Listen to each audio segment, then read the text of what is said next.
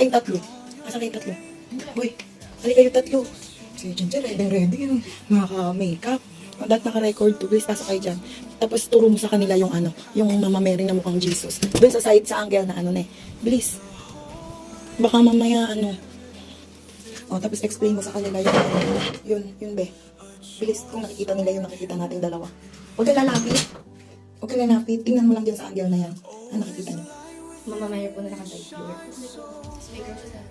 Tapos ano, load tayo. Bilis, load tayo. Mag-sign up to close muna tayo. Tapos, ikaw, kaya Mama Mary, na ako Mama Mary na nakatingin na may tinuturo sa banda doon. Tapos may corona siya. Tapos parang pag nakatingin siya sa harap, pag tumitingin siya, gumagalaw yung ulo niya. Tapos nakatingin siya, kasi may malaki siyang puso. Nagmumukha siyang Jesus Christ. O ngayon, tapos ikaw muna, ano yung nada-download ng isip mo? Dasal. Ibon lang po na ano. Ano sabihin mo kahit na ano yun? Ibon lang po na umuhuni, ganun. Tapos anong ginagawa? Wala po. Wala kang nagsasalita. Wala po. Color black. Na naririnig. Na-concentrate na parang word na natatanda na nagda-download. O tapos nakita yung interpretasyon nyo doon sa nakikita nyo ngayon.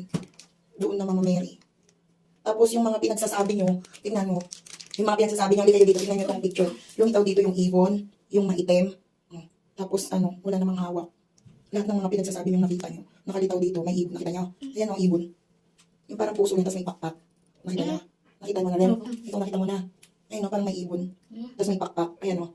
Nasa dibdib niya, tapos ulo niya yung puso. Nakita mo? Tapos di ba nakita mo black lang? Ayan o, tingnan mo nakapaligid siya ng black lang. Di ba kanina hindi mo man napapansin yan? Tapos tingnan mo ikaw, wala man siyang hawak. Wala kang maiisip. Di ba? Natatandaan ko lang na sinabi mo, may corona lang siya.